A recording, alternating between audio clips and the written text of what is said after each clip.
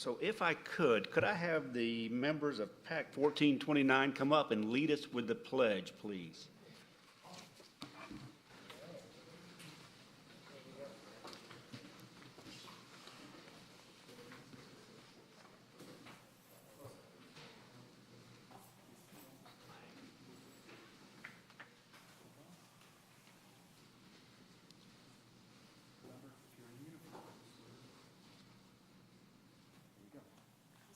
Pledge allegiance to the flag of the United States of America and to the republic for which it stands, one nation, under God, indivisible, with liberty and justice for all. Thank you very much. Thank you. Okay, did everybody get a chance to look over the minutes of October meeting? Did. Do we have any questions? Well, I did have a question about it, and I talked to Valerie about it. She said I should bring it up now. Is that? Yeah, sure. We can just go ahead and make the I notation. think I'll that change it. under the Adult Activity Center, the second bullet says that there's a soft opening starting Monday. They're letting a number of people go back into the art wing. And then this next sentence says, stained glass, ceramic, and art classes will remain outdoors, but they've never been outdoors. So, and they are coming back. They have reopened inside. Okay, I'll just remove that sentence. How's Okay. that? Okay. So anyway, so if she misspoke or whatever, but anyway, so that was the correction. Okay. So, I don't know if anybody else. Anybody else? Do we get a motion on the minutes with the correction? Move to accept minutes as corrected? Second. Second. All in favor? Aye. Thank you. Yes, thank you. All right. Our new business, we want to recognize the pop-up skate community members here, and I think Kurt is going to introduce those to us.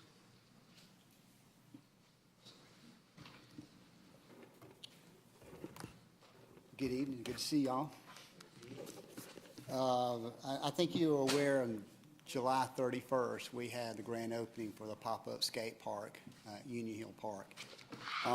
We'll backtrack to that. Early June, City Council was entertaining a ordinance about, skateboarding downtown. And in that meeting, there were three concerned young citizens that came and articulated their concerns about the ordinance. And from that spurred a conversation about what can we do to accommodate this community. And from that, we formed a committee. And that committee was generated from those that came up and spoke. And then we added a couple more from that as a committee. So we started out with three, ended up with five. Rachel McDonald, Ethan Palmer, Adam Warmoth, and Taya Gane were the young citizens that came and, shared their ideas, helped design the park, and also helped implement and get it built. And then Richard Gane was the adult support and had some really good insight and came in and helped as well. So those five individuals were very important and very instrumental in getting this park built. And we're so grateful to them, and we wanted to recognize them. So Rachel, Taya, and Richard are here tonight. The other two committee members could not make it tonight. So if you guys could come on up. We got something to give you folks. Let me say that Rachel, come here, Rachel. Yeah, sorry, come here. Rachel was, I would say, the way she presented herself tonight was pretty much sold me. It's amazing how she can articulate herself. She also was kind of the one that was a spokesperson. So this group kind of came together, had some ideas. She was the one who presented it to us. So Rachel, that's the type of leadership that, this community and actually the world needs as we move forward. So thank you so much. Rachel? Thank you. Let's see, we got a skateboard for you. Oh.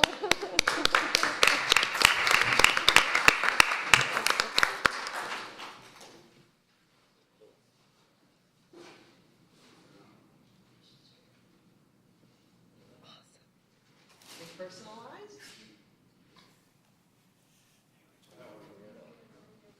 You want to get some,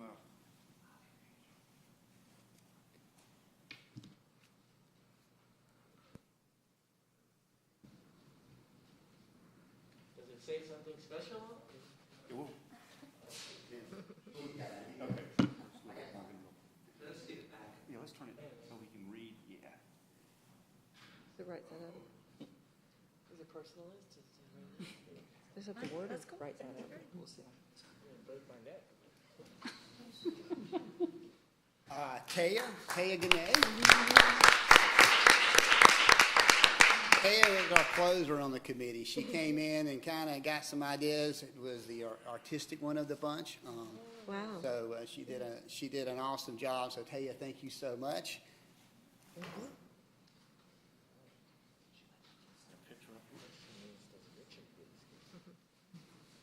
That's nice though.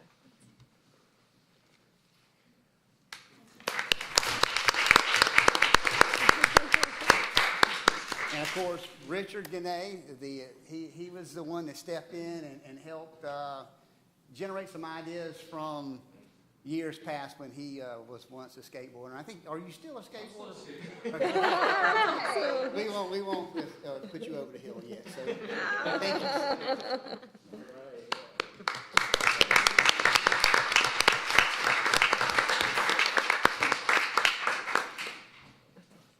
Thank you guys for everything you've done.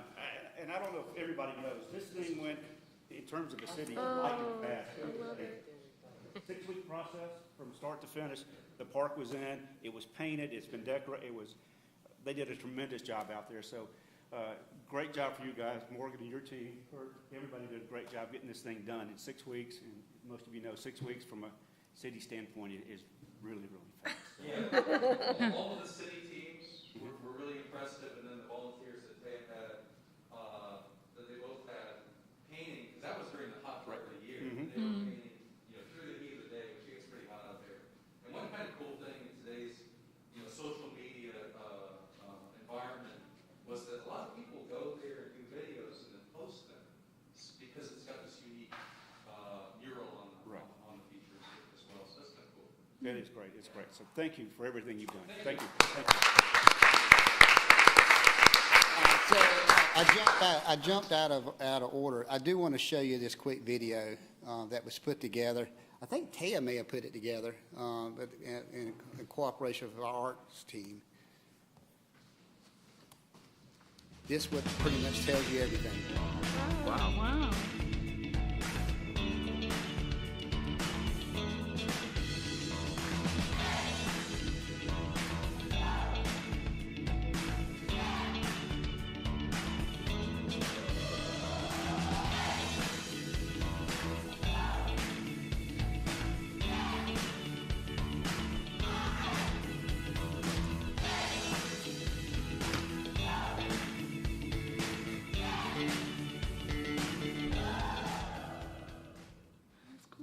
Pretty impressive.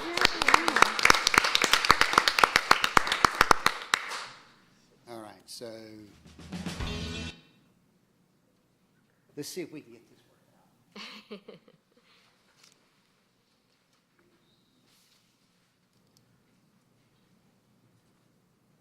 out. You want me to go do it?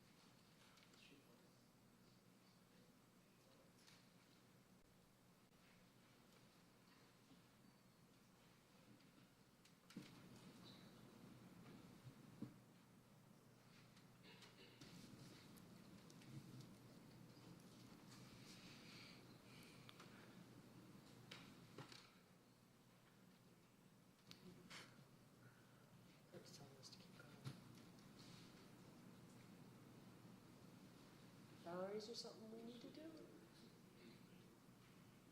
do? Keep going. All right. Again, thank you for everything you've done. So we're going to move on to the next item. On that, we want to talk about the Johns Creek Memorandum of Understanding for recreational baseball, softball, and lacrosse. We want to leave everything exactly the same on the memorandum, except for the term. We want to make it a 2-year term, not a 1-year term. And do we have any discussions up here? I move that we accept the memorandum as we saw written.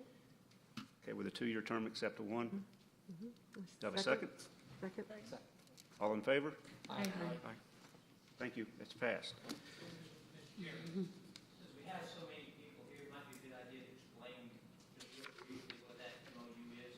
Yeah, we do have, the MOU is with the city of Johns Creek and is with recreational baseball, softball, and lacrosse. And what it does, it treats each other's residents as their own, in each city as a resident. So what happens is, when we're having people go play lacrosse Creek, they don't have to pay out-of-resident fees. And when they come play softball with us, they don't have to pay out-of-residence fees. So it's a mutually beneficial, because we use a lot of their lacrosse programs, they're using our softball programs, and it's virtually equal on baseball. So it's just a good way that neighbors are working things out as they should. So Morgan and his staff had just asked us to put a 2-year term on this, so they don't have to come back every year and get it redone. So that's what we're doing, just trying to do a little bit of cities without borders, recreation without borders when we can, and that's what this is for. It just makes sense, common sense. So that's what we're doing. Okay, we're going to go to our partner associations, and we have John McLaughlin with Miracle League. He's going to tell us a little bit about that. We all stepped through the looking glass last March, and still not sure what we found on the other side.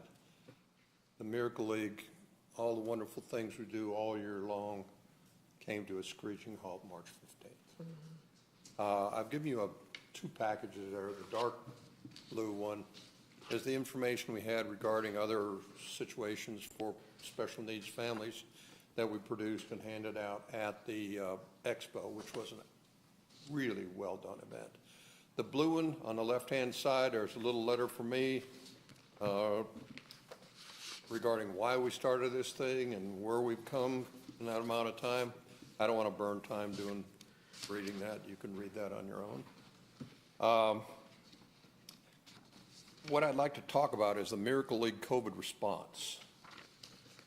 It is particularly critical for Miracle League families because 80% of them are single moms. So they have very little to fall back on as far as resources to keep them sheltered in, keep them healthy, keep them fed, keep them heated, keep the bills paid. Special needs families are the most vulnerable demographic out there right now. Compromised immune systems, just all kinds of things. So within 24 hours, the Miracle League did a pivot. And there's a group of us, and we became a QRF, a Quick Reaction Force.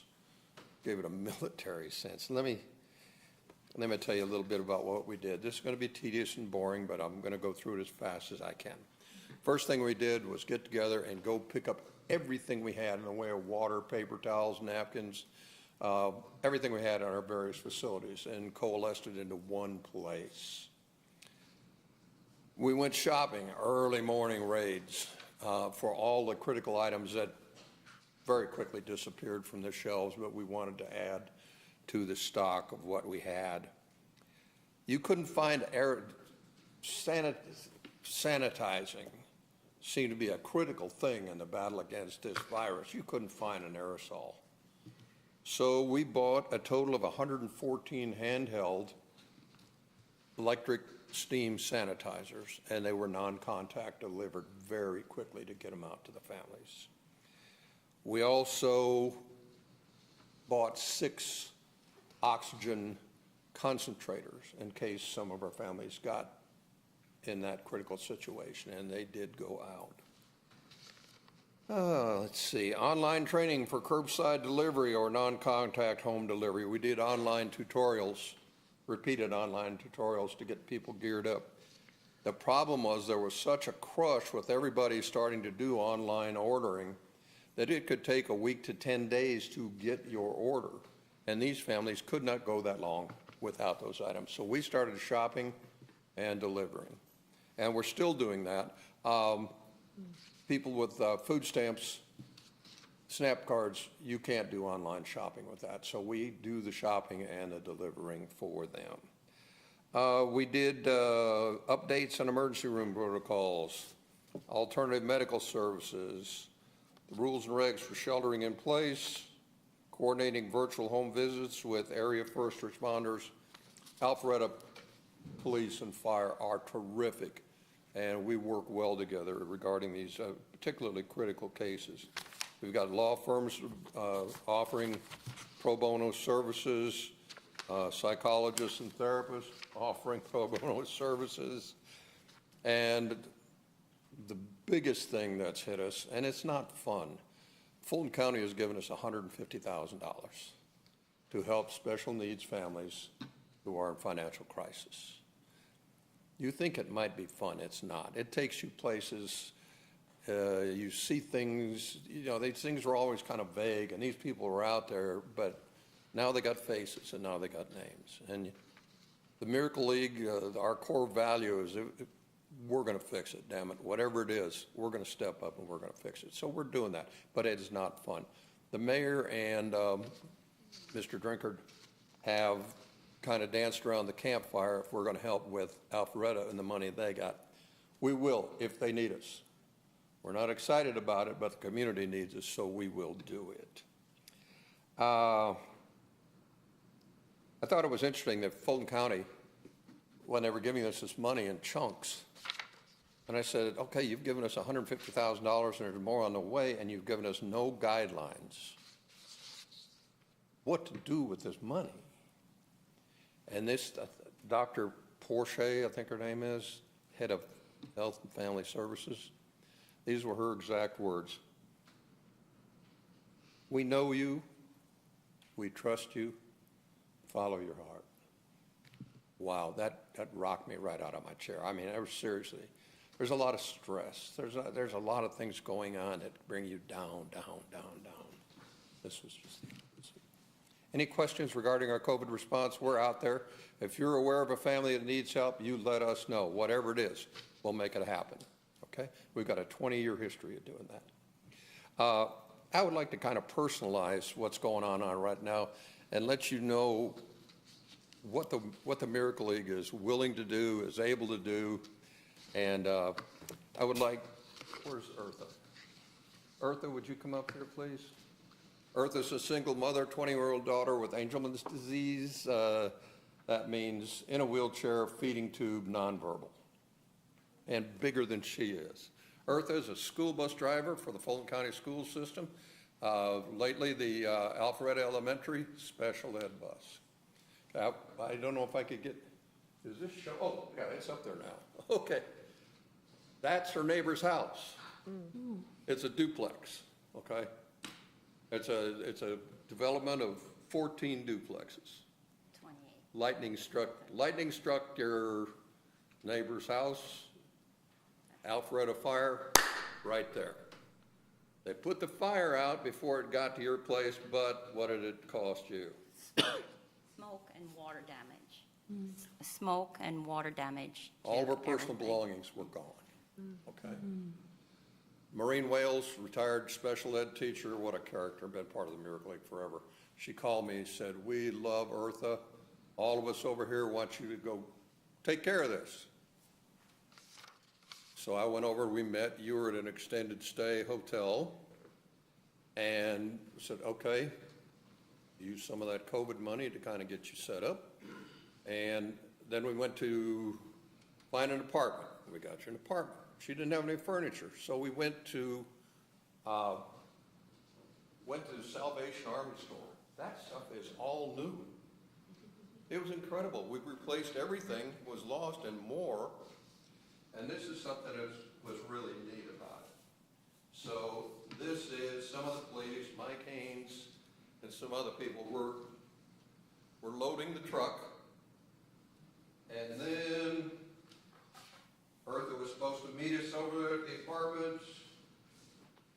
And she said, "Oh no, there's 2 fire trucks, not again."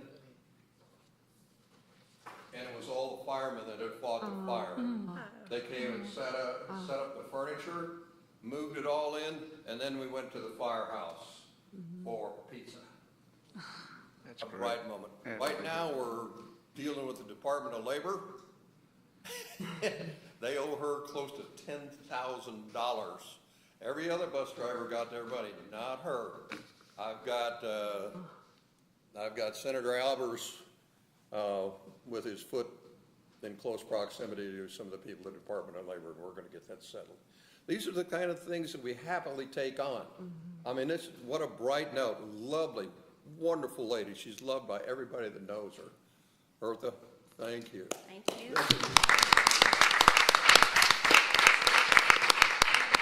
I'm going to get Amber up here now to Okay. tell another story. Eat your heart out. This is Dr. Amber Perryman, our newest board member. She's a psychologist. Disabilities, cognitive disabilities are her specialty. Has a huge firm. She's moved up here from Florida. She helped write legislation in Florida. She's going to do the same thing up here. I think we talked to Brandon. She's going to help write legislation to humanize the special needs legislation. It's archaic here in Georgia. It's archaic. I just wanted to put people into this little presentation. I think I'm okay on time. You're good. Okay. Amber, this beautiful lady, Amber Perryman, that's her husband back there, luckiest guy I know. I wanted to tell you a little bit about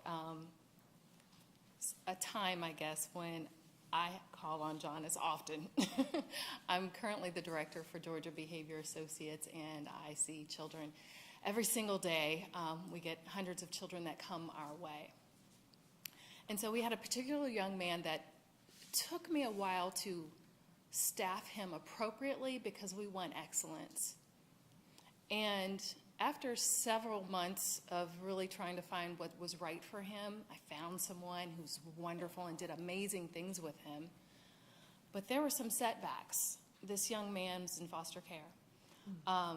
He was severely hurt by his family, we'll say that, okay. He didn't know how to, he has no verbal language. He was not potty trained. He was not communicating with anybody, had no idea how to communicate. So now let me tell you that this young man was almost 18 years old when we got him, okay? And How big is he? I'm getting to that. Almost 18 years old. We struggled because we wanted to make sure he had the best because he was so deficient and had very little all of his life. This young man is 18 years old, no language, 6'3", 265 pounds. And most of the young women that I work with weren't going to be able to help him, but we found some people who could. And then we run into another problem. He has not left his home or been outside since March. One time when they tried to allow him to go outside, he refused to come back in. Now remember how I told you how big he is. Refused to come back in. And so he hadn't been outside since March, had not seen any fresh air.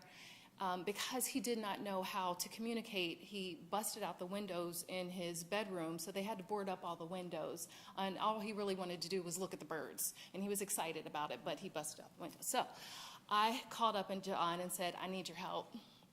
I need you to help me with this. don't really know what that means, but I need you to help me. This is the situation. I need a space where he can be outside, he can roam free, but it's enclosed, so he's not going to leave. But he can enjoy fresh air. He can sit and touch the grass. He can look at the butterflies and the bees and smell the flowers and all that good stuff that he loves to do, but cannot do because everybody's afraid. And he said, no worries, I got you. Let me call you back. And so now, this young man will be set up next week with him, my staff. We've got Mike Haynes for birth. And I can assure you, if I did not know him and we did not have Northwest Miracle League, I would have no one to call for this. And I would have no one to help with this situation. And unfortunately, he would still be sitting in his room that's boarded up and can't go outside and can't get out. But fortunately, we have a new opportunity for him, and I'm very grateful to you and to Northwest Miracle League You've for done so much for us, too. giving the families that we serve opportunities that they would definitely not otherwise have. Okay. Anything else you want me to talk about? You can do it better. Thank you. Thank you so much.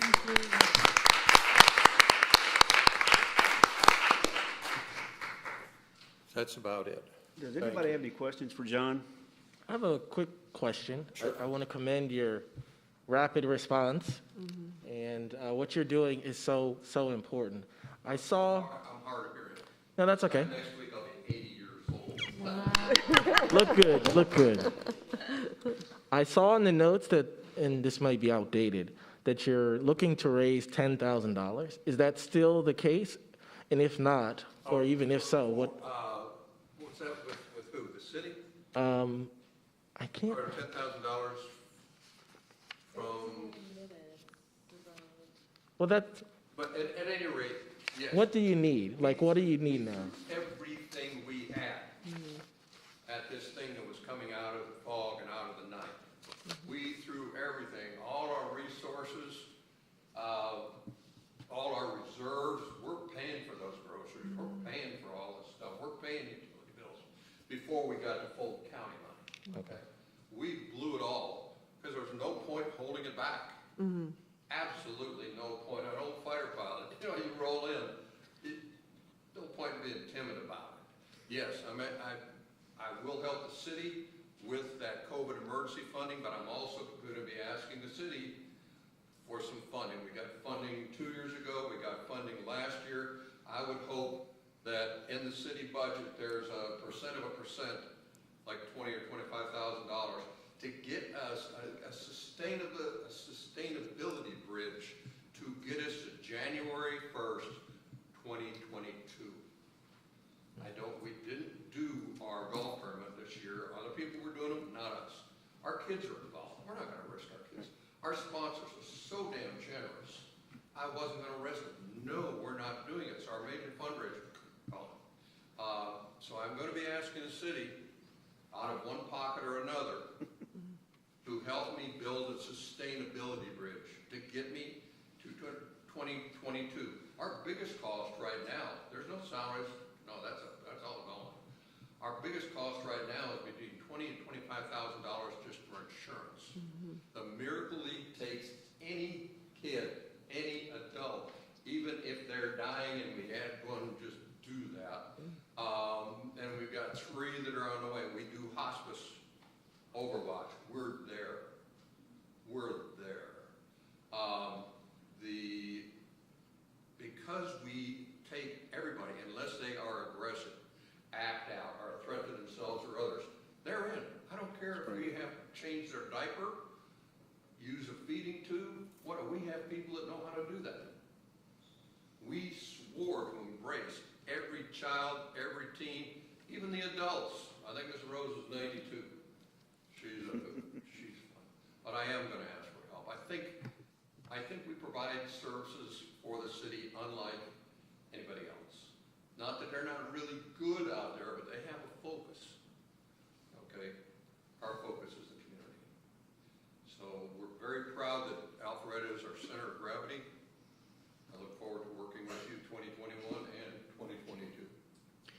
Thank you, John. Thank you. And thank you for everything you do out there and for the years and years and years you've been doing it. So really, thank you very much. Keeps me fired up. So thank you.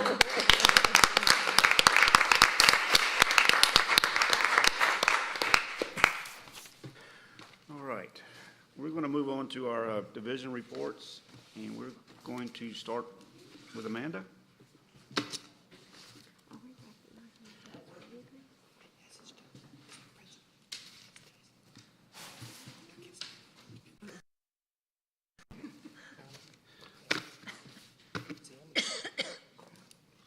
That's where we should go. Hello. So tonight, give you a brief report on Community Services Division, starting with our marketing. Emily Shively has done a fantastic job in the last few weeks, earning our department a lot of great earned media. And earned media is it's the kind you don't pay for. It's the kind that you earn through sending out press releases and just doing great things, which is a lot of what's been happening. So we got some great earned media about the Alpharetta Elementary School playground opening. Lots of articles that included our Walktober program. Lots of articles just about the great free fitness that I know is going to be in Christine's report. So lots of great media about a lot of the rec programs going on. And then one article that the AJC ran that was 5 ways to celebrate the fall. And it covered our scarecrows, the free fitness, and the Walktober. So it was a lot of great coverage that we got, thanks to Emily. So she's been doing a great job. On the event side of things, we are still planning our Snowy Fridays. So I mentioned these last month. We are planning to make it snow in downtown Alpharetta the first 3 Fridays in December from 6 to 7 p.m. So you can see some of the marketing collateral materials that we will be using to promote that on social media. And we'll also have other means of promoting it, but tonight I'm just sharing the social media collateral that we have. And we are also going to be launching our holiday food drive. So this is our 3rd year that we'll be doing this holiday food drive, and it'll run from the 4th through the 18th. We have 7 confirmed donation locations from city facilities to lots of local faith-based organization facilities around town. And 100% of that goes to NFCC. So we're really happy to be doing that again. And we'll have the wooden trees out like we had last year. And we'll be posting a map where we have those locations around town, similar to how we did with the Scarecrow Harvest. We'll have a QR code and people can see what's happening downtown. We'll be inviting people to take their own walks and see the decorations that we're going to be putting up. And we'll start to light up downtown the week of Thanksgiving. We'll start with just the roadways and the trees that are along the roadways, and then we'll progressively build up to the trees, the big trees turning on December 4th. We will not have a countdown and an event like we usually do this year because of COVID, but we will progressively get lighter and lighter and lighter. And then lastly, on the agriculture side of things, just because of COVID, that's where most of our activity is happening right now in our division. And we went online with our volunteer program back in the beginning of the summer. And it has been growing. We are using Sign Up Genius, and it's really helpful. It helps us to organize when the volunteers are coming. And we did a quick tally of hours since March 13th. I did this back on October 20th. Almost 2,700 hours of volunteer time spent at the farm. And that is just tallying it up in Sign Up Genius. So that's huge. It's been a place where people can come, and it's very easy to stay more than 6 feet apart and be outside. So that's been wonderful. We launched the 2021 membership drive on November 1st. And when I when I wrote this, I said all plots have been reserved. We actually have 2 available. 2 people accidentally bought 2. So we have 2 left. And we haven't even promoted it yet. That was just through letting our current members know that they could now sign back up. So tomorrow we will post it, and we also have a lot of home memberships that will be coming back. The word has spread within the educational groups, the schools, and we've got a lot of schools signing up and sending their clubs, their high school clubs. So we have Milton High School, Alpharetta High School. Of course, we're continuing our partnership with Cambridge High School. And then just on Friday, we had the high school group from Fulton Science Academy, one of our local private schools, come out. And what they all want to do, they're bringing their clubs out, their after-school clubs. So either on the weekends or after school, environmental clubs, permaculture club, so on and so forth.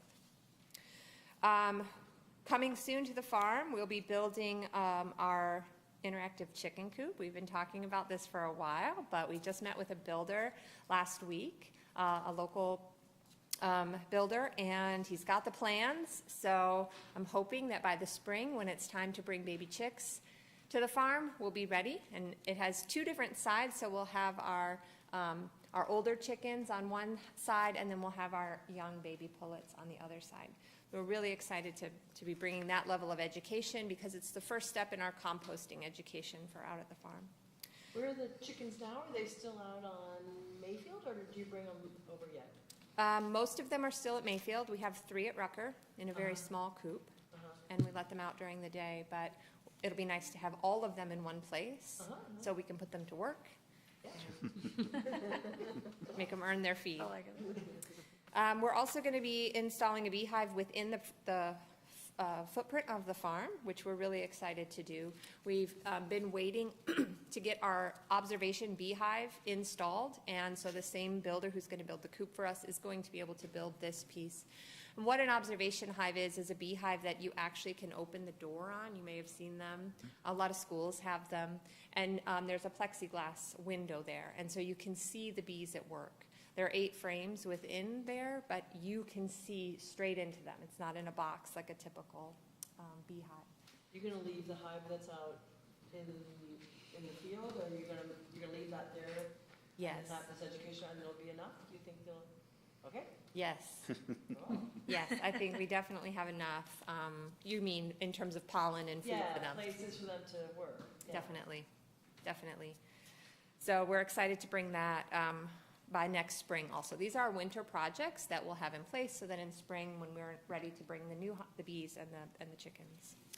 Our educational programming is growing. We have an average class participation of about 26 people, which is great. We're really happy about that. And then I just wanted you to see the classes that we have planned for 2021. We've got a lot on our calendar, and we're excited to bring back our educational programming and be able to bring that to the community. What we're doing right now is all on Zoom still, and we will evaluate what we do starting in the new year based on where we are as a community. Okay, thanks. Any questions? I've got one. What is an interactive chicken coop? Everybody asks that. So I kind of Good like question. saying that because it's 2 coops under one roof, and they're separated. So we will have our adult side, and then we'll have our baby side, and eventually they'll all be adults. But you'll be able to walk into it. So being under one roof, Okay. you will feel as if you are in the middle of a chicken coop, but you won't be walking in the chicken coop. Okay. Thank you. You're welcome. Mr. Casey? Good evening. Interactive chicken coop's a lot better than a chicken house, by the way. If you've ever been in one, but frightening. Very true. Speaking of frightening, last week we had, we almost get caught up, and then we've got a Hurricane Zeta, that came through, dropped some really massive trees at Wills Park. Not only that, there was just a tremendous amount of debris that came everywhere. It looked like it snowed 6 inches of pine straw and pine cones everywhere. So, the staff's been working really hard to try to clean that up. They had the trail passable that morning after. There was no major structural damage. You can see on the picture, we almost started a new barn renovation. It fell perfect. So we got really lucky. We didn't have any horses on grounds at the time. That following day, we did have a horse show come in, but we had the tree removed. So speaking of horse shows, we've got the GHJ Finals horse show going on, starts tomorrow. So we'll have about 230 horses there to compete. It'll go through Sunday. It's the local governing association's state championship, if you could Georgia think of High it that School, way. is it the high schoolers? Hunter Jumper Association, Georgia Hunter Jumper Association. So they'll do a really good job. So if you have a chance, stop by the Equestrian Center, check it out.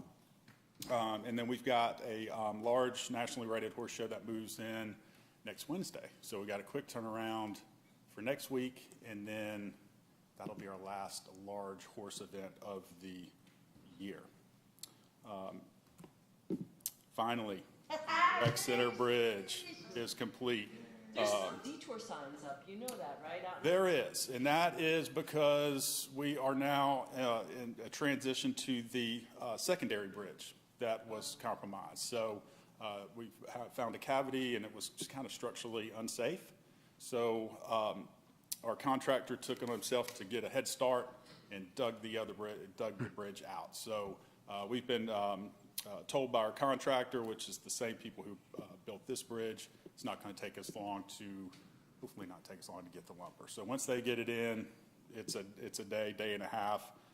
It's a lot wider, it's a lot safer, and it's really going to help with the accessibility to that playground and through that area. So, and it's going to match, which is going to look So darn the like. bridge that they're working on now is the one that's just It would be the, before you get to Pavilion 2 or whatever? that's correct, the culvert, and there was just asphalt on the top with the floorboard fencing on either side. Yes. There was a cavity that, with all the rain and stuff that we've had, there was a cavity that just kind of started collapsing that. We tried to fill it, and it was going to be an ongoing issue. So we decided just to go ahead and add the same type of bridge that we had there. So it's going to look really nice here in a couple of weeks. So that concludes my report. Any questions? So the lumber is in a couple of weeks, is what they're telling you? Yes. With with COVID, lumber has been in very short supply. Sure. And I don't know if you've priced any lately, but it is unbelievably expensive. And we're using a marine grade lumber on here, so it's going to last forever. Okay. So if I could ask one question. So with the cavity and so forth, was that abated properly so that, we don't have any more issue with additional erosion? Or, I mean, you can't control that. It's a natural disaster, but. With the bridge? Right. Okay, so when Fulton County owned Wills Park, they had a small culvert that they pipe that they would put in that basically would feed that creek. And the problem is once debris gets lodged in that culvert, then it comes up and comes around, and which would also flood the playground and would relocate all the mulch to the other side of Wills Road. So we're hoping with this clear span with the helical piers, which is really going to make it stable, it will allow all that debris and water just to flow as it should. So Perfect. yeah. Good. And it's in line with all that storm water retention plan that was going on in that area anyways? Yes, ma'am. Yep. That would be an ongoing Yeah, forever. forever, for sure. Thank you. Thanks. We, Here comes Amanda again. Wait a minute. Share Are you Christine's Christine? report. Yes, I'm going to share Christine's report tonight, so we have it on the record.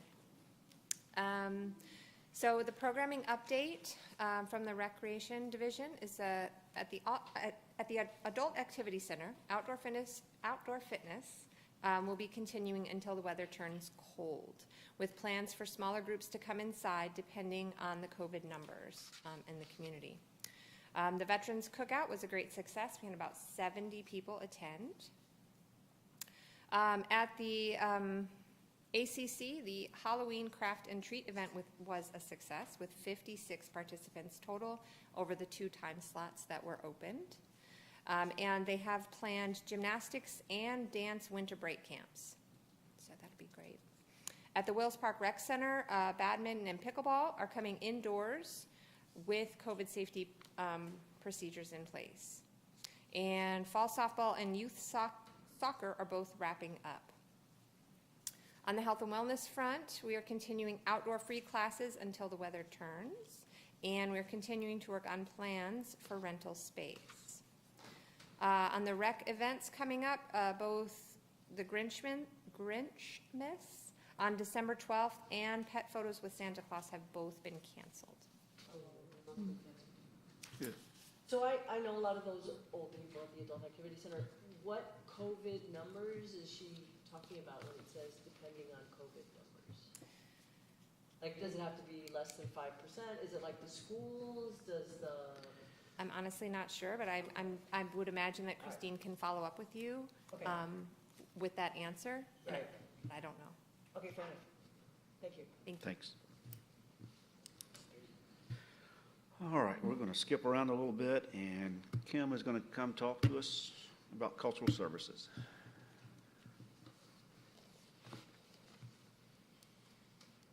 Good evening. Hello. Hi. Let's see if I've got, there you go. And I had to kind of bring some images on paper, kind of go old school here, so bear with me on that a little bit. I don't know if I can do You that. put them over there like John did. Do that. See if I can-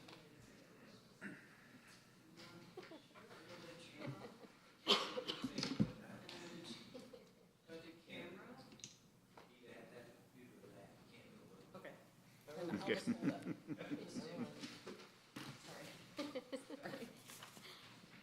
Sorry, that was my fault. She sent me pictures and I completely forgot to put them in, That's so I'm okay. so No, sorry, no, Kim. No, it's no big deal. Some upcoming events that we have a Song Can Change Your Life podcast. We do once a month. So please, if you haven't listened, please hop on, take a listen. They're going really well. And we have another podcast that we're trying to work on and maybe launch next year. So I'll tell you about that coming up. The show in the gallery, the Art Center Gallery, currently we have Mix It Up, and it'll be there through December 4th. And we have the next show that we have a solo show, and it's Norm Wagner. He's doing a solo exhibit, and it'll start December 9th. So please come by and see both shows. So that'll be up through, I think, January, like second week in January or something like that. Art Studio on the Go-Go. Look for that. I put down times and locations, but it's a little bit like an ice cream truck, vibe. So it's not like we're setting up shop and that's solid. We try to give people a general vicinity, but if it rains, we'll just kind of go with it. And you got to look for it on Facebook where it's going. So it's meant to be fun. We've been having a really good response to that. It's a Wonderful Life. Our Act One, one of our local, our local acting group, they're doing a live radio play, kind of old school. They're doing a virtual recording and doing it in radio style, so they can still do their Christmas play. So that's their format for this year. The Music Match program, we have 7 more shows to finish out the year. If you have not been able to attend, please do. It's on the live music schedule online. I think I handed out a copy for November last time, and then so if you need one, ask me, but I'd love for you to come out and see a few more shows. Takeout Art, which I wanted to show you just because it's fun. If you don't know Pam and the arts Alpharetta, she is like the poster child for the Takeout Art program, and that they are doing a wonderful job. They're doing 130 bags that are being delivered to underserved kids at 2 different elementary schools in Alpharetta. They offered it to everyone, but 2 responded, and so they're going to be delivering those, and they're going to make them sized so that they can fit home in their backpack, so it's not noticeable. So that'll be going out too. And directions for the project are like in the bag, or do they have to go online, or? It tells you Give them a bag with stuff in it. Right. I don't know what's going in this one. She'd actually had not told us, but in the past, what she did is she would just have prepackaged kind of projects that would tell you what to do. Oh, and it would just have directions, like do this, do that. Okay. She's still working on what's going in the package. Yeah, we don't know the program, but she works really hard. 130 bags to put together like that, that's a lot of work. So She has helpers. she has Little helpers, elves. too. She's the organizer, and then she brings everybody in to do it. Yeah. So, the Art Center and Public Art. I don't have a lot to report on this, but I just kind of wanted to say it to you. We're looking at Art Center memberships. And so that'll come next year, but I just wanted you to hear Art Center membership, so I'll tell you more about that later. Alpha Loop Connection Mural. That was something I wanted to share. We presented that in November. Actually, Morgan did in my absence, which I appreciate. I was out of town. That is what's going, do you recognize the wall in the Alpha Loop? It's right behind Midwick Wall. That's one of the frames. We presented this to Design and Review Board.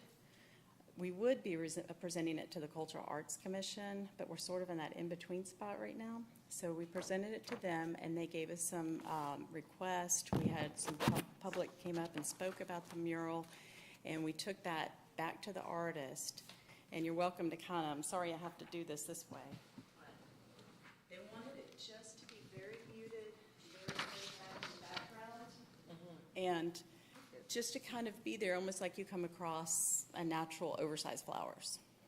So this one's going to be more of a, it's not going to have a message or anything like that. They wanted us to kind of, previously we had this going across, and they wanted to take that out. It was meant to be kind of like an Instagrammable kind of moment, and that'll still be too. It'll just have a different feel.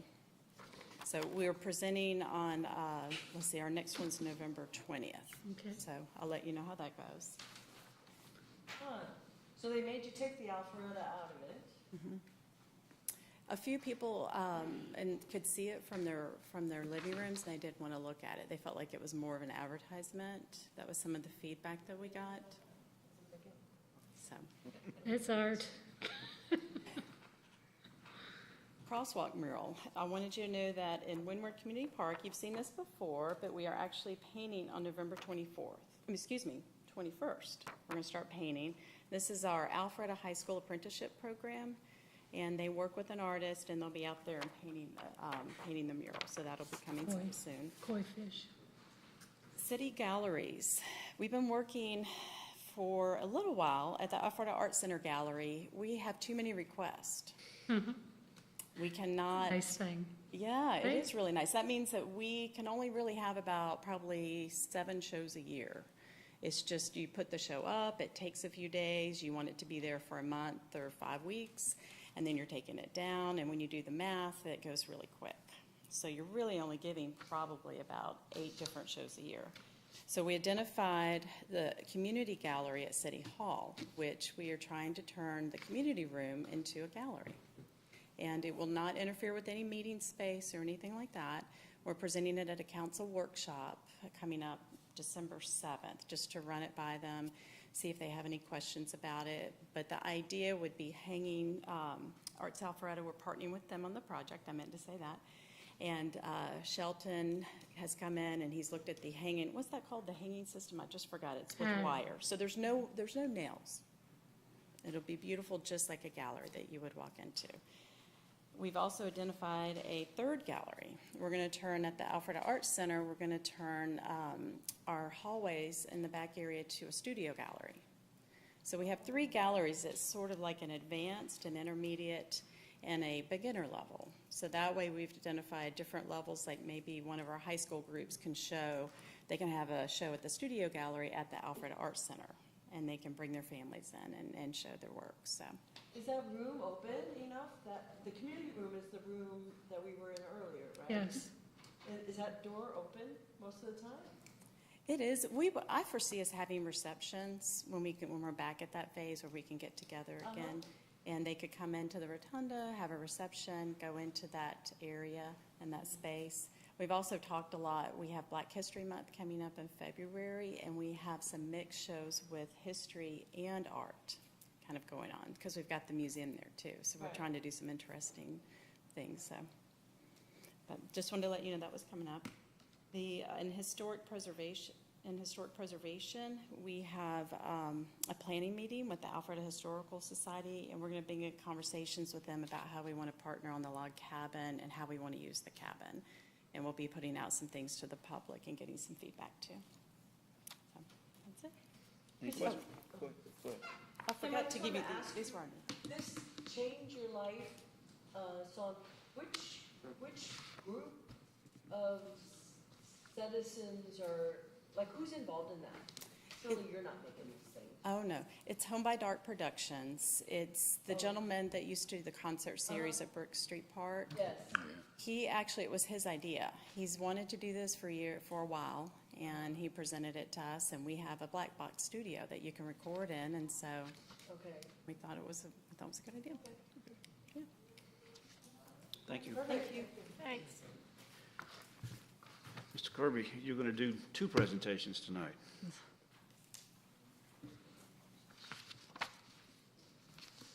Okay, so I'll be pinch hitting for Eric tonight. More trees down. Yep, more trees. Just more trees down 2.0. Yeah, the storm impacted. Not just the lumber shortage. Now all we gotta do is just get it milled up and we could mill it up and get it pressure treated and have it here in about 6 weeks. White paper. So you can see the impact of the hurricane last week. And I made the comment today, it was it quietly cost the city a lot of money. So,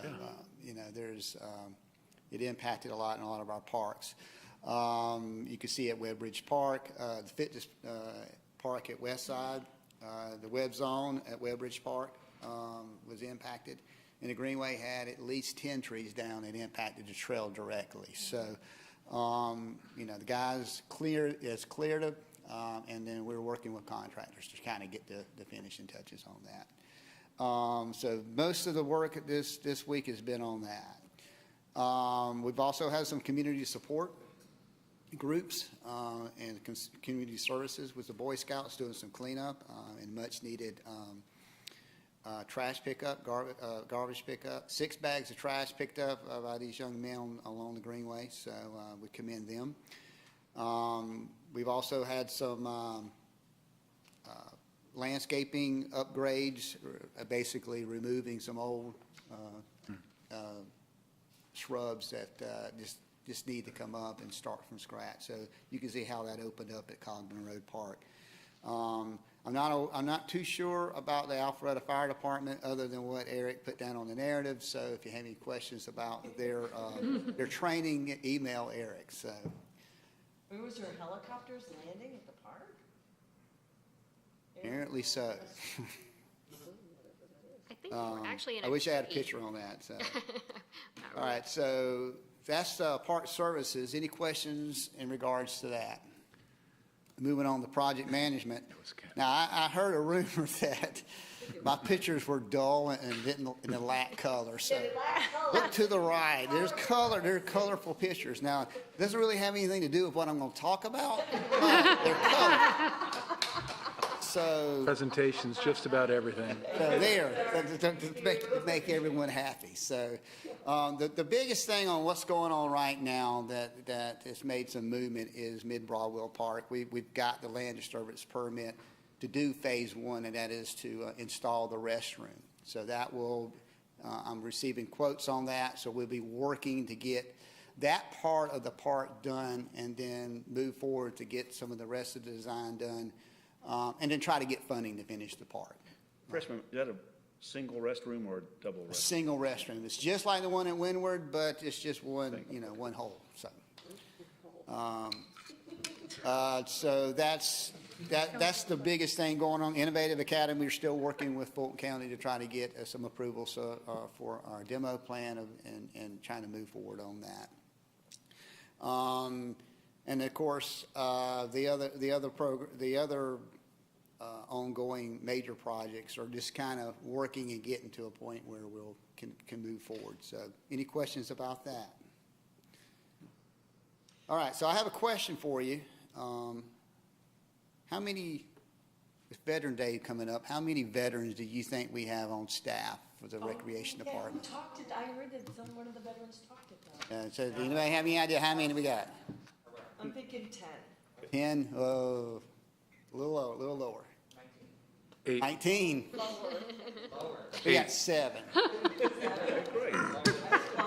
We got 7. I didn't think you would guess that high, but here are our staff members, current staff members that are serving, that have served in the military. Eric Hand, Air Force, Pauls Hassel, Army, You know, I asked for a current photo. Paul, What's Nate's? yeah, he's got hair there, so I don't know about that. So, He's representing. Eric Milley, the Army, Nate Hand, Air Force.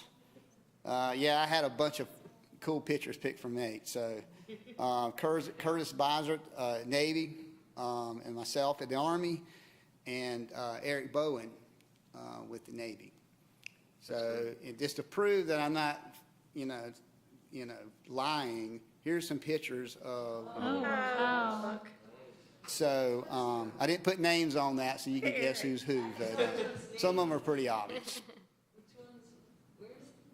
So Upper right. Oh, Eric's up here in the right, so it's kind I know. yeah, Eric's pretty obvious, isn't Oh, he? yeah. of, Nate's in the lower left. Yeah. Yeah. So anyway, just wanted to get a shout out to not just our staff who have served, but all veterans and not serving that have served and currently are serving. So just want to say thank you.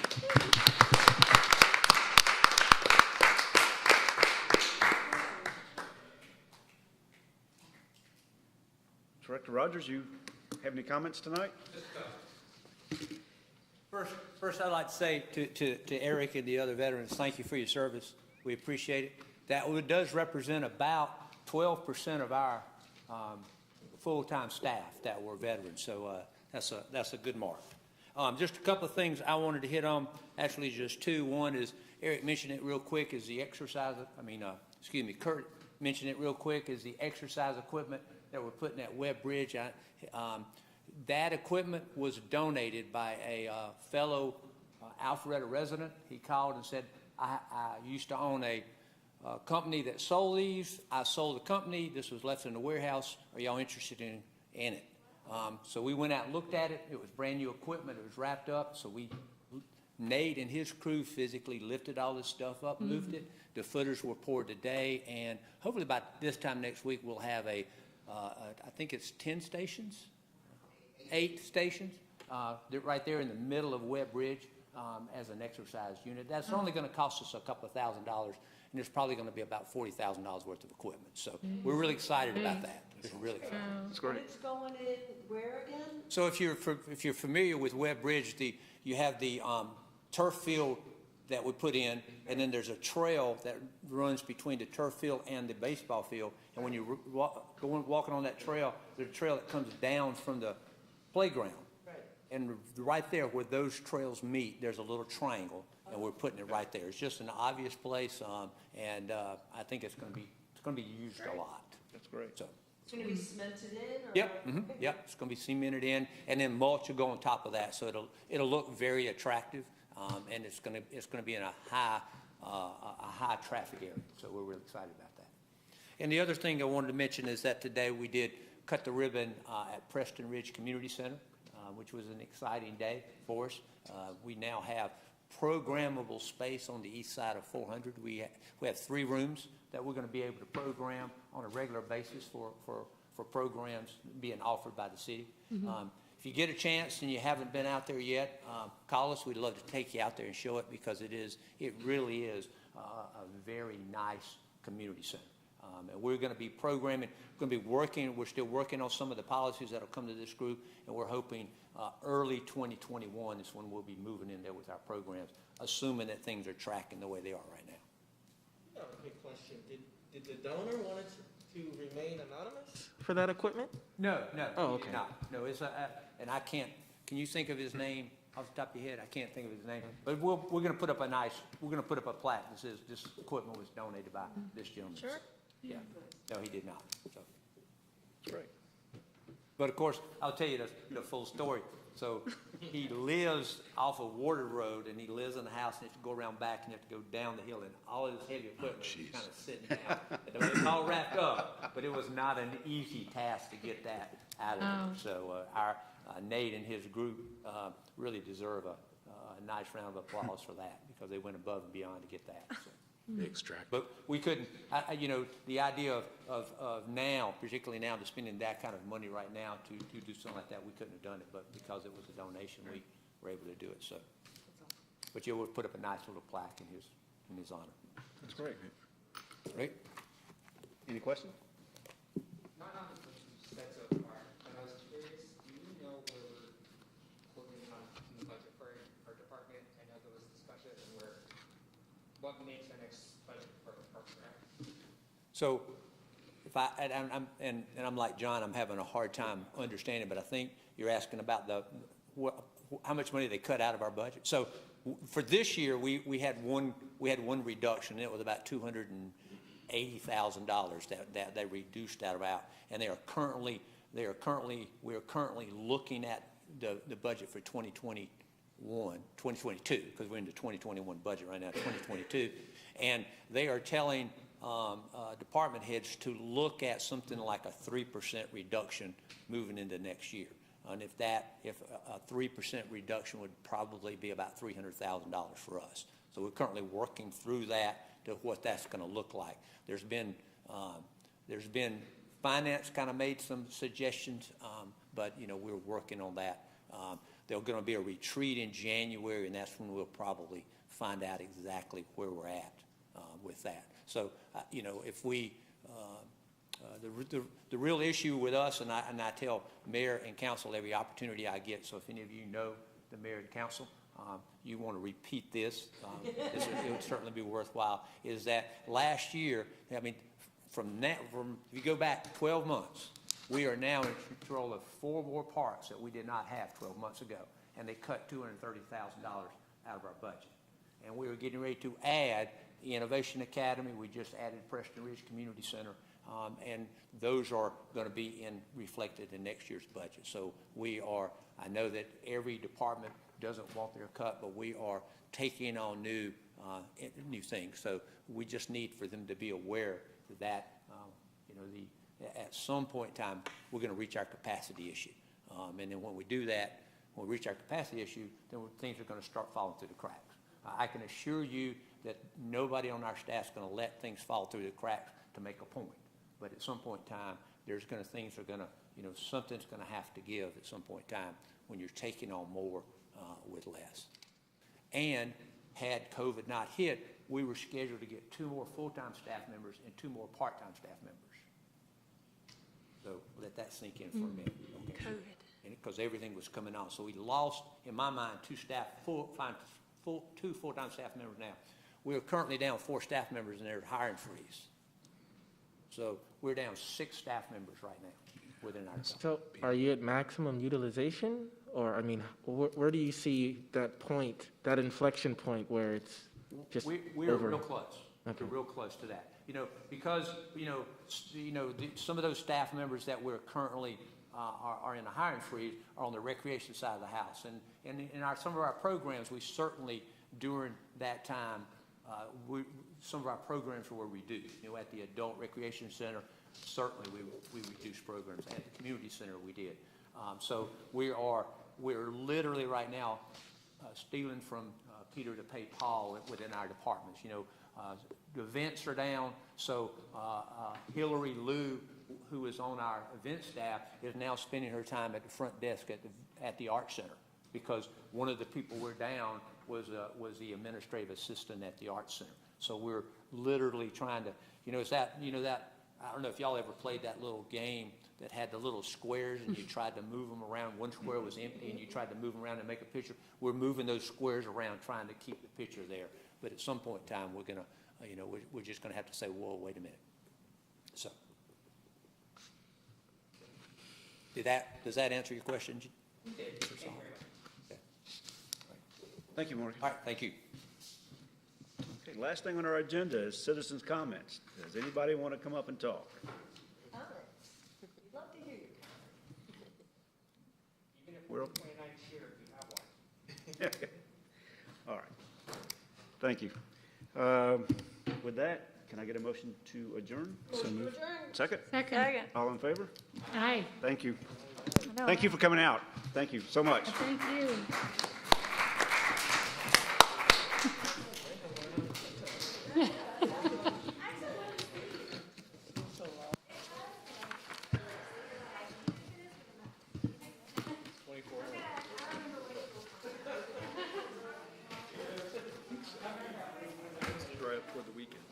ma'am.